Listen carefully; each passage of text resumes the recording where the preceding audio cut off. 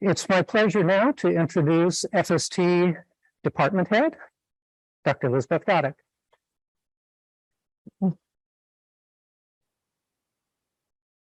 Good afternoon, my dear graduates. I'm so delighted to look around in the room and see you here and to see you in your support network, your friends, your family, and everybody who could make it here today. Thank you to all of you for coming. I want all of you, you wonderful graduates, to think back at what you have come through. The food science degree is not easy. The chemistry, the physics, the calculus, the biochemistry, the microbiology, the engineering, and all the other classes. I think it's one of the hardest degrees on campus, and you did it. And then on top of that, you got what we all got. We got COVID thrown at us, and that meant remote teaching, horrible, trying to do labs by computer, really horrible.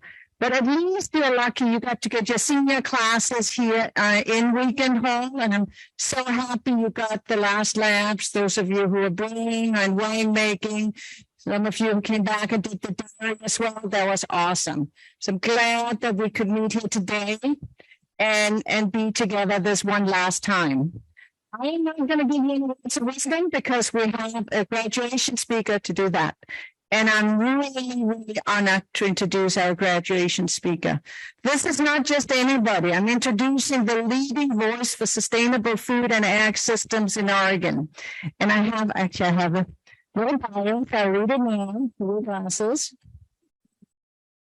So I'm delighted to introduce Sarah Beaubien. And a few words about Sarah. She's an avid skier, snowboarder, mountain biker, rafter, and life adventurer.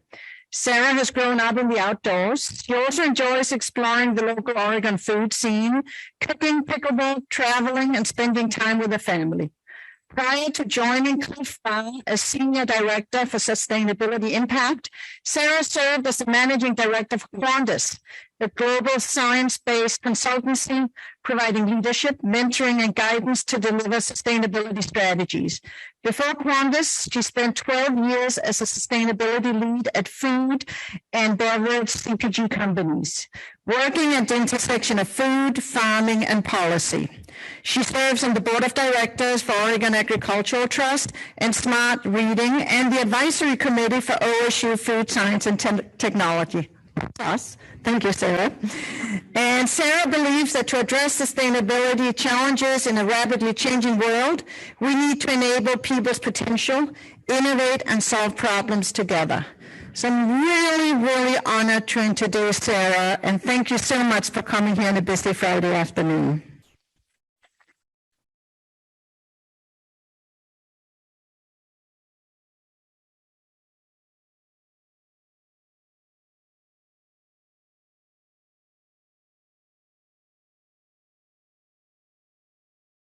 Dr. Goddik, members of the faculty, proud parents, and above all, graduates.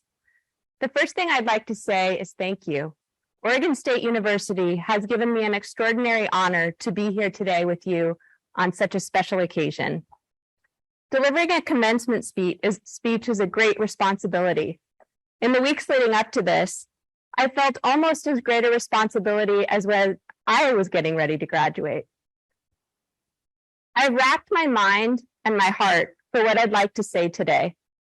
I've asked myself what I wish I had known when I was graduating. What would I say to my 21-year-old self at a time when Seinfeld was entering its most legendary season, La Macarena was topping the charts, and gas was a whopping $1.23 a gallon. Oh, and there was this thing called mad cow disease in the UK that had the world in a twitch about food safety and traceability. I've come up with two answers. On this wonderful day, when we are gathered together to celebrate your academic success, I want to talk about imagination and grit as key ingredients for a resilient future. Things I'd wish I had known when I graduated and what I know to be true in my career. I love food and beverage. The rituals, the flavors, the provenance, Food is fundamental to our cultures and to our very existence. But our current food system is in need of an overhaul. While the industrialization of agriculture has enabled us to produce more food at lower prices than ever before, the system is based on an extractive model that depletes natural resources, pollutes the environment, generates an unprecedented amount of waste, and is less nutritious. We live on a planet. There is just one. You all know that better than anyone. This is a finite planet, and we need to learn to work with the resources that we have. Yet population and consumption are both increasing. With every passing second, there are 4 more people born on Earth.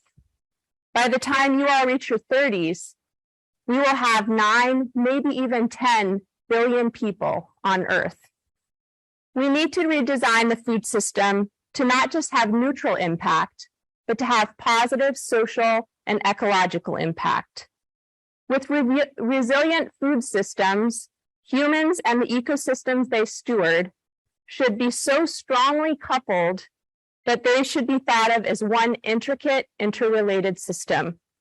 A resilient system should have 2 components: the ability to recover from shocks and stress, and the ability to adapt to new realities. With your leadership, we are going to find ways to feed us all, with technology derived from science, and with policies that support innovative investment in the greater good. It is no longer a matter of only keeping the air and water clean, curtailing the accidental creation of plastic trash, like straws, and hoping that it will be okay. It's no longer a matter of just being good stewards. No. From now on, we humans will have to deliberately control what we do to our atmosphere, the land, and the sea to ensure that we maintain as much biodiversity as possible while also taking care of all of us. We have crossed the line into unsustainability. If we were farmers, we'd be living off the seed. If we were bankers, we'd be living off the interest. Population and consumption are growing, and resources are shrinking. We are asked to do what feels impossible: do more with less. If we are to survive, population and consumption must have some kind of positive relationship with the planet's resources. Humanity is using nature's resources 1.8 times faster than our planet's biocapacity can regenerate. That's equivalent to using the resources of 1.8 Earths. As you know, a major part of this conundrum is food production and consumption. It takes a consumer 1.8 seconds to make a choice about a product on the shelf. I don't want you to have to remember too many numbers. After all, you're graduating today. So just remember 1.8. We are living as if we had 1.8 Earths, and it takes 1.8 seconds for a consumer to make a choice. These 2 numbers are deeply connected.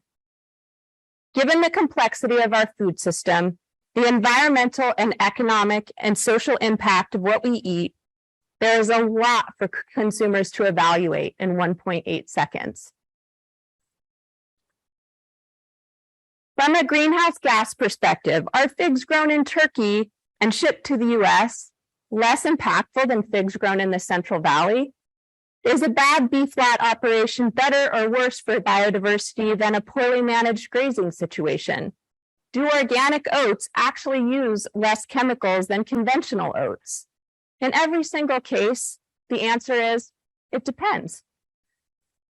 Let's make this easier. Why not make all products sustainable from farm to fork, so the consumer doesn't have to debate a laundry list of scientific data to feel good about a product in 1.8 seconds? If consumers could trust that all products have the best interest of the land, the water, the communities, then we could relieve them of this excruciating debate. My team and I encounter and weigh these dilemmas at Cliff Bar every day. Solutions and answers are complicated. The work is an ongoing evaluation of a dynamic system. We look forward to graduates like you contributing to the problem solving, to make decisions for consumers easier, and to use our resources more wisely. In your role as food scientists, you are the gatekeepers. You can quite literally be the architects of a more resilient future. You can protect nutrition. You can demand responsibly sourced ingredients. You can insist upon sustainable production. You can design out waste. We need to manage this planet as if our lives depend on it, because they do. As graduates entering this field, you have your work cut out for you. So how do you step boldly into a volatile, uncertain, complex, and ambiguous world? What other tools might you need for your journey? Well, you'll most certainly need imagination and grit to solve this daunting problem, to redesign the world's food system.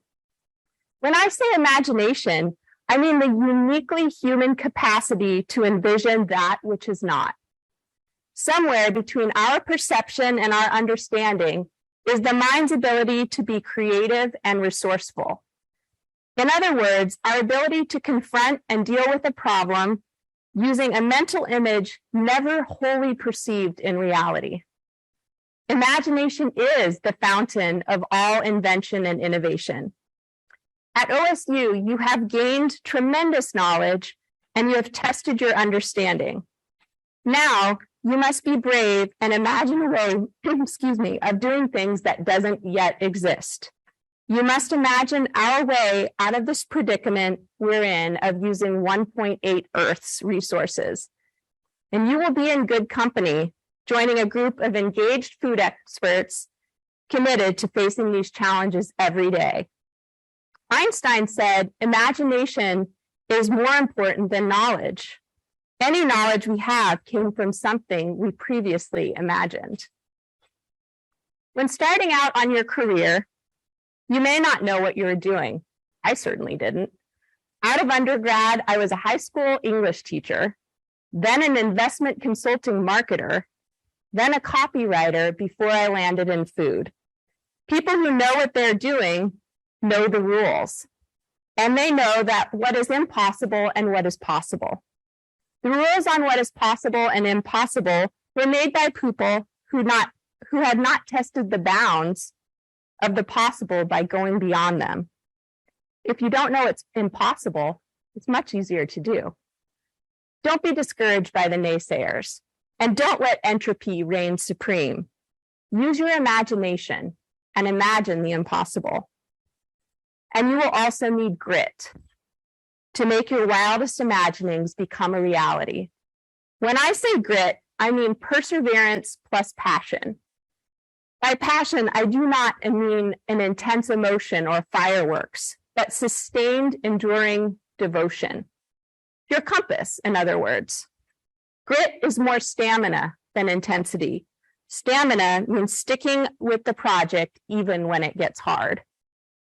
Author and neuroscientist Angela Duckworth defines grit as having what some researchers call an ultimate concern, a goal you care about so much that it organizes and gives meaning to almost everything you do.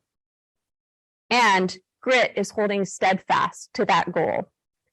Duckworth uses a two-part formula for grit. Talent multiplied by effort equals skill. Skill multiplied by effort equals achievement. In other words, effort builds skills and effort makes skills productive. Duckworth hypothesizes that without effort, talent is nothing more than your unmet potential. Without effort, skill is nothing more than you could have done, but didn't. So if you're worried that you don't have grit, don't be. You got here, didn't you? You made the choice to enter a field that demands urgency and dedication in the face of an uncertain future. And the good news is that you can develop and hone grit. You can actually become grittier. We don't arrive at that ultimate goal in minutes or days. We chip away at it bit by bit. When we enjoy what we do, the steady progress is the joy of the craft. The satisfaction of problem solving can carry us through even under a specter of what feels like an impossible challenge. Friedrich Nietzsche implored us to consider our exemplary friends, family, and colleagues, above all else, as craftspeople. He said, "Do not talk about giftedness, inborn talents. One can name great men of all kinds who are very little gifted. They acquired greatness, became geniuses, as we put it. They possess that seriousness of an efficient workman, which first learns to construct parts properly before it ventures to fashion the great whole. They took more pleasure in making the little secondary things well than the effect of the dazzling whole." So pick that goal and stick with it. Even when the going gets tough, be willing to fail, to be wrong, to start over again and learn from lessons, but keep your eye on the ultimate goal. After all, life is a marathon, not a sprint. And you're going to need gritty collaborators. So learn how to encourage grit in those around you. You can model it. If you love what you do, let others know. Wear passion on your sleeve. When you fail, openly share your frustration, but go out of your way to point out what you learned from the experience. Celebrate it. When you see grit, draw attention to it. Praise perseverance and passion in those around you and enable it. The paradox of grit is that steely determination of individuals is made possible by the warmth and support of friends, family, teachers, and mentors. Don't let people you love quit on a bad day. We do not have a lot of time to turn things around. There are heavy challenges ahead of you, graduates, in our current troubled world. I have unshakable confidence in your imagination, grit, and capacity to build a paradigm that will continue to feed us. You are in the perfect position as trusted gatekeepers in a value chain to transform a food system into one that is resilient for generations to come. We believe in you. Thank you. Normally, people like Sarah, we don't get to get her time very often. So any questions after she just told you everything you've got ahead of you? But I'm lucky. I mean, most of the people in the world, they can only worry about what's going on and seeing the changes that are happening in global climate change and everything. But food scientists can do something about it. You're incredibly privileged to be in a situation where you can have an impact on the future. So you better take that and run with it. But any questions for Sarah? Good job. There is demand, most definitely.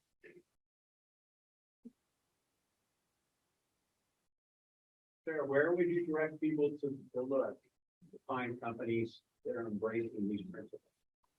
Manufacturers, Sure. I had to check I had mic on. The question is, where would you send people to look for jobs that embrace these values? Companies that are producing, that have embraced some of these things that are important. Yeah. Sustainability, how they're sourcing, how they're taking care of their waste. So yeah, it's a great question. So all food companies are looking for the people that I described. I can say that with confidence that there is a shortage of people combining food and food science with sustainability principles right now. It's a great time. And I mean that, I'm not just saying that because you're graduating today. It is and because your parents are here. This is a very good time to be entering food. There is a high demand for young people who have been trained in the way that you have and that have this mind for science, as Dr. Goddik described. You've been through a lot, but also have a mind for sustainable sourcing. So I would say you can be picky at this point and find a company that aligns with your values. You can do that by looking at their sustainability reports, looking at their websites, and you can suss out whether what they're saying feels legitimate or feels like greenwashing or marketing fluff. So I would say look for a company that feels like it aligns with your values and ask a lot of questions to make sure that they're putting their money where their mouth is and their investments are actually they're integrated into the business and the business model. I don't know if there's a list that of companies. I'm trying to think of. I will think about a name because I think that there are organizations that are collecting and aggregating these types of companies. I'm going to give that some thought for a second. I'll buy myself a minute. Any other questions while I buy myself a minute? Yeah. Can you give us an example from your observation in the industry, or perhaps even your own work in the company you've been with, of a change over the last 10 years where they really are embracing these principles and embarking on a new way of doing things? Yeah, a couple things come to mind. The first one that we're working on at Cliff Bar, and I've been hearing more and more about, is utilizing byproducts, something that was traditionally thought of as waste, and maybe even being thrown away, not even composted, thinking about that as a potential ingredient for a food product. One example that comes to mind is okara flour, which is the byproduct of the oat milk making process. So after the milk is pressed out of it, and I don't know the scientific terms for that, but there is what's left over is the milked oats, and those are ground up and used and are a very valuable ingredient for baked goods. Another one is this rethinking of perennial crops. There's been over some years, a lot of rotational crops have not been used, but now there's markets developing for those rotational crops. So a farmer can, have an additional revenue stream by selling that additional crop, and there's a market developing, and the processing and everything that needs to be true for a market to exist. Something that comes to mind that's in the process of being commercialized is called winter camelina, and it's a rotational crop in northern states, the Dakotas and Minnesota, that can be a rotational for corn and other summer crops. And if that's pressed into oil, then now the farmer can sell that oil that's that would have otherwise been, the land would have been sitting still. So those are a couple things that come to mind.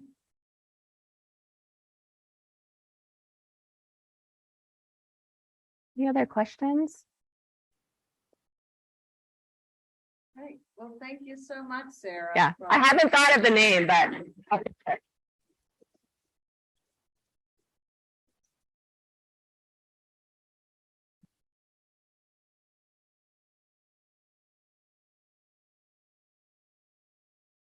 Before I give it back, is it still on? One example of a company, to answer your question, Greenbills is a media organization that writes about sustainability, and they are doing a lot of writing of articles about food companies in particular that are embracing sustainable values and sustainable mindset. So if you go to Greenbills, there's a wealth of information.